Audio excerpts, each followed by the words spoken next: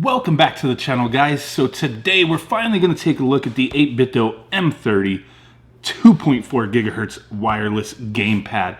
Previously we took a look at the M30 Bluetooth controller, and definitely I really enjoyed this, but a lot of people were curious, are there going to be differences between these besides Bluetooth and 2.4 gigahertz? So that's what we're going to kind of talk about today. Looking at what the best value is, it's going to be up to you to decide, but the Bluetooth controller is 30 bucks. That's a pretty good deal in my opinion. The 2.4 gigahertz controller is 25 bucks. Now, the main thing here for a lot of people is going to be if you're playing this on the Sega Genesis, if you're playing this on some kind of official or clone hardware. These were originally announced alongside the Mega SG from Analog, which is why I originally wanted the 2.4 gigahertz controllers. But looking at these, if you want the Bluetooth controller to function on original hardware, you are going to need to get a retro receiver. So this controller being 30 bucks, retro receiver is 20 bucks. Now, the cool thing with the retro receiver is you could use any Bluetooth controller, any of the 8Bitdo controllers, the M30 arcade stick or the NES 30 arcade stick, any of the Super Nintendo style, NES style, pretty much anything. Your PlayStation 4 controller you could use on your Sega Genesis if you so chose. But bundling that up, that brings this controller up to $50. So that's going to be a little hard for some people to swallow who want to play this with their Sega Genesis. But the cool thing is the versatility. You can use this on a lot of other devices. And it can be used wired as well through USB. With that, you would have to turn the controller on a different way depending upon what system, whatever you're using this on. Now with this guy right here, the focus of today, the 2.4 gigahertz, I think this one's pretty cool. It can be used through USB as well. And I have tested that on RetroPie and a few other devices, and it works pretty well. Nothing special to do, just plug in the USB to the top, plug it into your device, and you are good to go. Now, the other thing with this guy is if you're wanting to use this for your Sega Genesis, well, they got you covered because it already comes with its own receiver. But this receiver can only be used with this specific controller.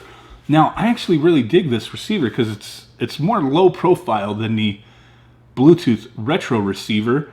So that's kind of nice. There's nothing upgradable with this like the Bluetooth one, the retro receiver. There is a port there to upgrade firmware and whatnot. This just solely used for this controller for your Sega Genesis, your Mega SG, your clone hardware, so on and so forth. It does have the little 8Bitdo logo on there. Your Sega Genesis style port, pretty good. Little light indicator, little dot right there. Pretty nice stuff. And then what else we get? We get the actual M30.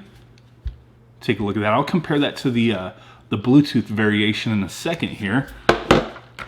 You get your manual, which doesn't seem to have as much information going on as the Bluetooth one, which is kind of a given. But it is showing you like, hey, you can use this on your Nintendo Switch, your PC through a wired connection. So that is really cool, actually. Genesis and your Mega Drive or any of the clone systems through the wireless connection using that receiver. What else do we have? We have the turbo function. I could not get the turbo function working on the Bluetooth controller, so I'm not sure if it's going to work with this. I could have been doing something wrong, but I tested that so many times I could never get the turbo to function properly. But this, it states hold the button you would like to set to turbo and then press the star button. So the same as the Bluetooth controller. That was the same way you would do it. We have battery indicator showing you, if you have a low battery, if it's charging or if it's fully charged. So you have a red LED blinking, red LED stays solid, or the LED turns off. It has a built-in 480 milliamp hour battery, 35 hours of playtime. I don't know about that, but hey, that's what they're claiming. 1 to 2 hours to charge. I charged mine, or my other one, I have two of them, and it took like a half hour to fully charge, so it had a little bit of a charge already. It goes into sleep mode after 15 minutes of not using it. And then on the back we have some Chinese or something going on up in here. So if you need to read that in Chinese, they got you covered. And then they also have your USB cable here for charging, and if you want to use it in wired mode. My other controller, my 2.4 gigahertz little fella here, the wire is not too long. I would say probably maybe like 2.5 to 3 feet. It's not a very long cable, so if you're going to want to use this wired, you're probably going to have to use another cable. But this one's using your standard little mini USB, whereas the Bluetooth uses USB-C. So we have that going on.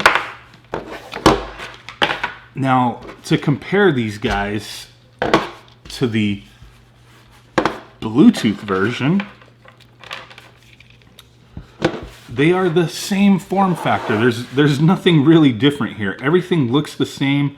Some people pointed out that the X, Y, and Z buttons wobble a little bit, and they do.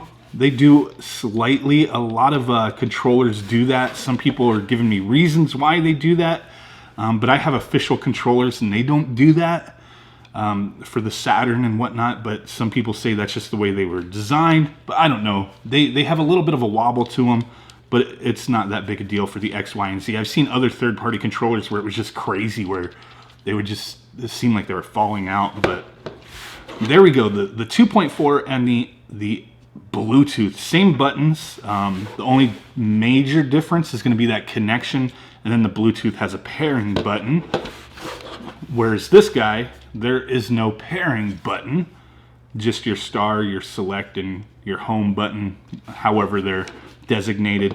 So pretty cool stuff. There we go. That's the difference between the setup. You're looking at, if you want the Bluetooth controller with a retro receiver, you're looking at $50. If you're wanting the 2.4 gigahertz to use in your Sega Genesis with its own receiver, you're looking at $25. Pretty damn good deal if you ask me, if you're looking to use this on a Sega Genesis. So let's see if there's any weight difference, because I've been using both of these. You guys know me, man. We weigh some stuff up in here, right? So let's get that on. I know we already weighed the this guy, and it was like 4.1 ounces for the Bluetooth. So there we go. Yeah, we're looking at the same. So the same weight and feel. That's kind of what I thought. I hadn't weighed these yet, but there we go. The same weight, the same feel, the same mold. Everything is identical. So it's just really going to depend on you. Now, using these controllers, I've tested on RetroPie through the wired connection with the 2.4 gigahertz, and it works great. There's no issue with that.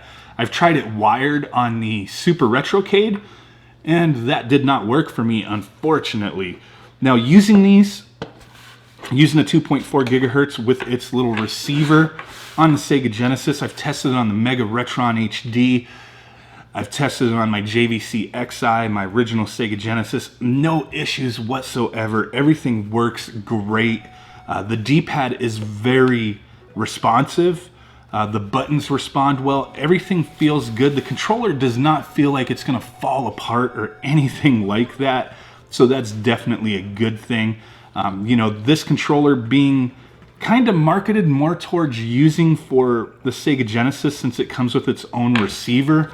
It does have these L and R buttons, so that's kind of an okay thing if you want to use this for emulation purposes. But on the Sega Genesis, you're really not going to use that for much of anything. They mimic the Z and the C button, but they are independent of those buttons. That way, if you want to use them on another system, on emulation, on your PC through Steam or anything like that, the L and R buttons can be remapped to whatever the heck you want them to be, or they could register as L and R if the game supports L and R. So that's definitely a good thing. That was a big question people had, and we kind of discussed that with the Bluetooth version not too long ago.